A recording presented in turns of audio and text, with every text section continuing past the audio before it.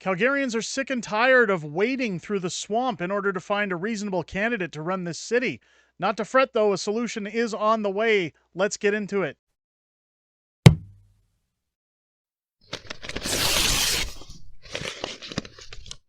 Oh, yeah! What's going on, ladies and gentlemen? Welcome back to The Fringe. I hope you're ready for a lovely weekend. Don't forget to join me this evening at 6 p.m. Pacific Time, 7 p.m. Mountain, 8 p.m. Central for Friday Night Fringe as I sit down with my lovely guest, Tamara Leach, here in the studio. I'm looking very forward to sitting down and hearing what she has to say. I want to talk a little bit about the problem in Calgary and the ongoing issues that we're having. People who aren't aware yet or who are new to the channel that aren't aware that I've thrown my hat into the ring to run for the mayor's seat in the next civic election, there's a good reason that I've done that. If you follow politics at all in Canada, I've often been the victim of sitting down and explaining to my wife every single election that, well, I sure hope in the next 4 years there's another candidate that comes out that's a little bit more of a leader, that I don't have to feel like I'm choosing which side of the devil I want. And then those 4 years come around, and of course, it's pretty evenly matched. And it's a matter of, well, I don't like either of the candidates, but I like this person better than the other, so I'll give that person my vote. I feel that the time for that when it comes to civic elections, especially, is over because, well, I have the ability to change that. And instead of waiting for the right candidate to come along, I have proposed that I just will become that candidate by running as a citizen. Now, one city councilor that I've always backed and that I've always had the desire to back because our positions on what's best for the city of Calgary often align is Dan McLean from the southwest end of Calgary. He's a city councilor in Calgary. And, well, I just wanted to talk a little bit about what Dan's brought to the table and why I now am turning my views on why I should be running for this mayoral seat and the problems that Calgary faces. And bear with me here, folks, because there's an important reason that we're discussing these things. Dan McLean tweeting out back on the 31st that yesterday's vote to start the repeal process on the single-use items bylaw was a big win for the vast majority of Calgarians that wanted it, but unfortunately our motion to rebate residents a portion of the 7.8% tax hike failed. Sad face. This is a guy that, now, I've reached out to him multiple times. I've asked him, are you running for mayor? A lot of his tweets signify to me that he is planning to run for the mayor's seat.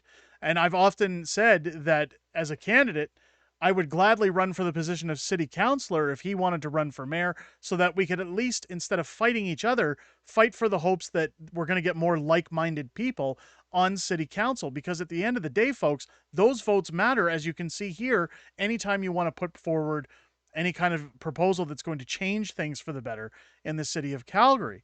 Now, Dan has beaten around the bush with me. He said, we'll talk about it later. We'll get in touch. We'll do things. And this seems to be adjacent with the behavior that I've often seen from Dan McLean. I reached out to him during lockdowns at the start of his campaign to ask how he felt about people having to show their identification of their or proof of the poke in order to sit down in restaurants. If he felt that it was fair for governments to tell people what they can and cannot put in their bodies. And Dan, of course, sat on the fence. I had to ask him multiple times before eventually he got back to me. But he only did that once it was safe to do so.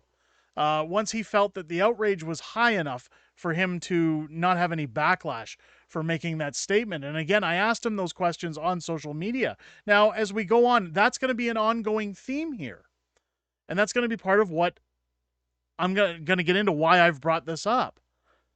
Of course, on the 30th, he says, I was very pleased that our motion to repeal the single-use items bylaw passed by an 8-7 vote. I opposed this bylaw from its inception as I believed it would be ineffective, inconvenient, and unsanitary. Unfortunately, due to legal requirements, the repeal process of this bylaw will not likely come to a public hearing meeting of council until the spring. So we get to deal with that until spring. Anytime you want to go to a drive-thru, if you want a napkin, if you want a paper straw, if you want anything, you're going to be charged. You're going to be charged 15 cents or more every time you need a bag. at a drive-through. Those costs were worked into the price of what you're doing. Now he mentions here, I was against this. I opposed this bylaw from its inception. Here's my question. Here's why I bring it up. Here's where I talk about safety. How come Dan wasn't getting loud about this until it came into effect? City Council didn't just walk in one day and decide, hey, we're going to put in this bylaw. This is something that takes time to pass. This is something that takes a lot of effort to put forward. Keep in mind, this was an 8-7 vote. It was very close to being shut down. Why are people like Dan McLean not getting loud about these things and not... We've seen here that Dan McLean was willing to sit down with the Calgary Sun and talk about it, but not until citizens were outraged, not until the bylaw had come to fruition, and until people were upset. This is a man who's playing it safe. This is a man who doesn't want to speak his mind. He wants to secure his legacy on city council. And again, I'm not going to fault the guy for that. I'm not going to say he's wrong. What I'm saying is that these guys are the same old boys. And this is the reason why I'm running for the mayor's seat. Because what these guys are just the opposite side of the fence. They're the wolf in sheep's clothing. It's I'm going to do better than this other person, but I'm still in this for the kickbacks. I'm still in this for the high paycheck. I'm still in this for all the perks. I'm still in this for the amazing pension that follows after I'm done this job. So I'm going to play it safe, and I'll only speak out about things when I have the support of my constituents to feel that I'm in the right for speaking up. Why weren't you getting loud about this when it was in the works? Why weren't you saying, hey, Calgary, the city's trying to screw you over and take more of your money? There was nothing. Now, this is something that's going to continue until the spring. He tweets out, I'm happy to co-sponsor this motion with my 5 colleagues that seeks to repeal the bylaw. Like the vast majority of Calgarians, I would like to see it gone. So, again, he's willing to state, well, like a lot of Calgarians, I want it gone. Hey, everybody, I'm on your side. I'm on your side. And I do believe that Dan has good ideas. And I do believe that his heart is in the right place. So this isn't a video to talk down Dan McLean. What this is a video to describe why Calgary is in deep trouble. Even if guys like Dan McLean run for mayor in the next civic election. They're just the same guys running again and again and again. I hear it all the time. When you talk about the Maverick Party in Alberta or any of these other parties that have spawned in order to fight for Alberta independence or fight for, Albertans' rights, it's usually old boy conservatives who come over to those parties and form a new one because they simply just want to break away from the pack. They want to convince people that, hey, we're a little bit different, but they're not. They're the same old thing.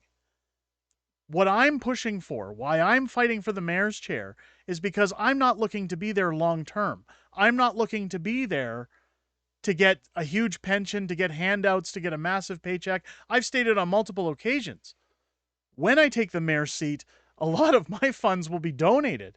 I'll be putting a lot of money towards charity, towards those that need it, because this city is full of pigs at a trough.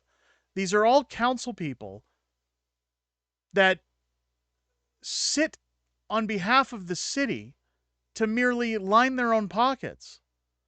If you look at representatives like Dan McLean, good ideas, but where are they when they count? Where are they when people need them?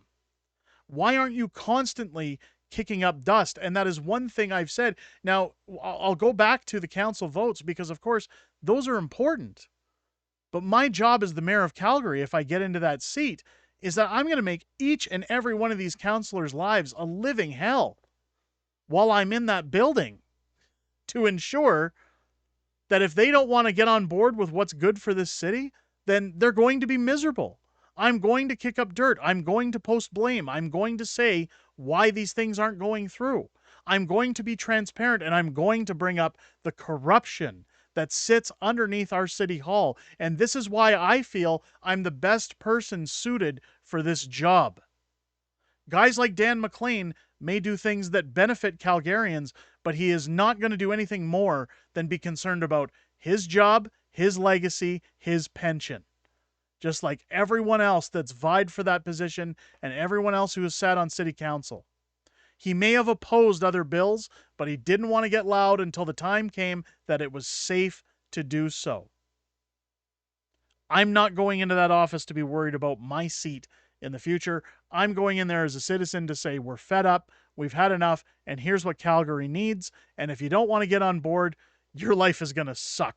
Let me know what you guys think down below in the comments. This is just more practice of the good old boys. And am I making the right decision? Let me know down below your comments if it's your first time here. Again, make sure to hit that subscribe button. I hope this video has earned your subscription. As you're doing that, turn on your bell for notifications. Again, a reminder, join us live here tonight at 6 p.m. Pacific time, 7 p.m. Mountain, 8 p.m.